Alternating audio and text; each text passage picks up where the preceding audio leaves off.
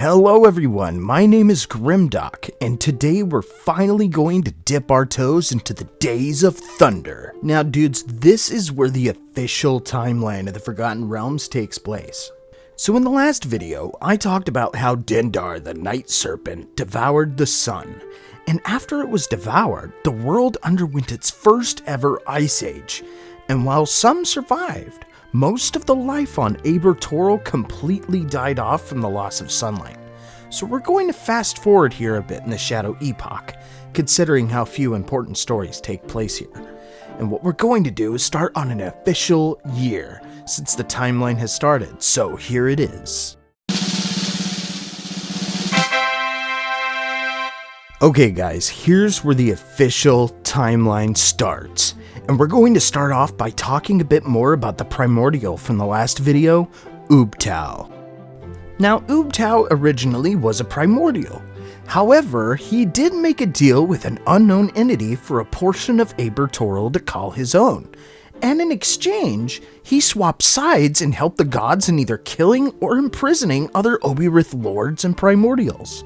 Now, this is where everything officially starts. So dudes, strap in because we have a lot of stories and adventures to tell. For the start, we're going to zoom in on Ouroboros and take a look at this piece of land on it called Chult.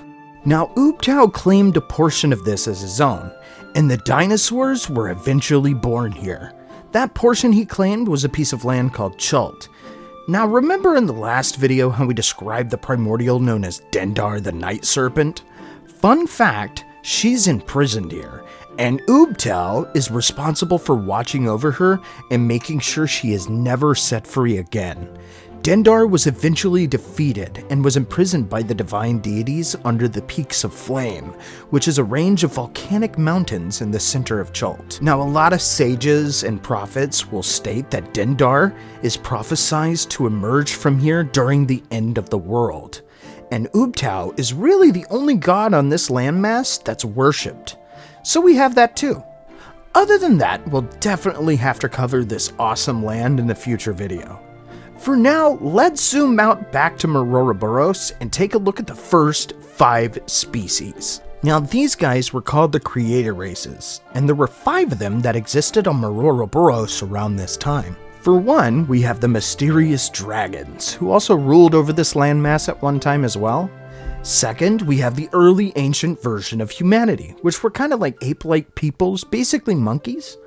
And third, we have the avian races, as well as the 4th and 5th being the reptilian and the amphibious. For now, we're going to start with the first of these races that decided to design their own empires. These guys were called the Sarrukh, and boy do we have some stories to cover, because from here the timeline slows down heavy. So listen close dudes, we got these guys that evolved from here called the Sarrukh, which is a Sauroid Creator race. Sauroids being one of the 5 major races during the Days of Thunder. Also remember dudes, Sauroid is considered by some to be a slang term because it's not meant to carry honor or respect to them. Anyways, it's never really delved in on as to why they were called the Sarrukh. Maybe it was a term given by other races, or perhaps they designed the name themselves. We really don't know. Anyways, we're going to start with the Empire of the Shimmering Sun. This was the first official civilization ever established on Ouroboros. And at the time, this place was called Okoth, or Okoth. There's no actual representation on how to properly pronounce this, so please forgive me if I got it wrong. Alrighty, so Okoth is known as the First Empire. And considering that the Empire of Meul was founded in 34,800 DR, we can just do the math here to know that there's a 200-year gap that talks about this civilization. So yeah, for about 200 years, this empire flourished for quite a while. Okoth's capital city was called Sarrukh, and they probably had a lot more than most accounts will tell, but they also had this special vault inside called the Vaults of Record, which were also later called the Ruins of the Serpent Kings. There's not many stories covering this, so we'll definitely have to go back to Okoth for a later time. So yeah, for over 100 years, Okoth was in power.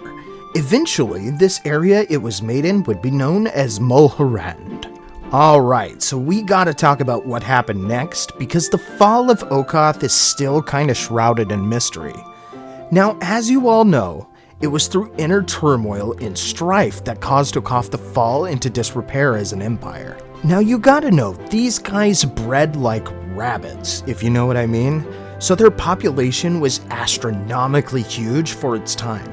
This means that a lot of resources from the area were being fought over because of the population issue, and that probably rose them to a civil war. Just remember, this is speculation, but it probably rose them to civil war over the resource scarcities. And eventually, this is speculated to be what made Okoth fall. Now remember, as I said before, it's still shrouded in mystery. There is no set in stone rule on how exactly this empire fell, but just a heads up for them, they did end up moving out into the fields and into the plains. Hey guys, Grimdock here, and I need to tell you guys something really cool about the Sarrukh. 200 years after they founded the Kingdom of Okoth, they ended up moving south down to the Chult Peninsula. Remember Ubtao's realm? Alright, back to the video. It's now 200 years after Okoth was founded. Now, with the Sarrukh moving around the continent now, they quickly seized other lands and killed off other wild savages that still roamed Abertoril in the early days. Eventually, they landed in the region of Chult and established a new empire called Meul. Now just remember, Chult is also Ubtao's region. Now Meul is a pretty awesome place because, dudes, this is where people believe that the Naga, the Terrafolk, the Troglodytes, and Yuan Ti were made. Okay, so this place is officially known as the second realm of the Sarrukh. Originally, it was on Chult, and it was relocated after the Sundering, and we'll definitely have to cover that in future episodes. Anyways, dudes, it's been a few days, but we will cover more of the Sarrukh in a future video before we move on to the other race called the Batrachi. Guys, we have hit 350 subs now. Thank you again so much for the love and support I keep getting from each video. Normally, this isn't supposed to happen for a new YouTuber, but I will keep going strong because you dudes are really helping my newbie self assimilate my dreams and ambitions here on this website.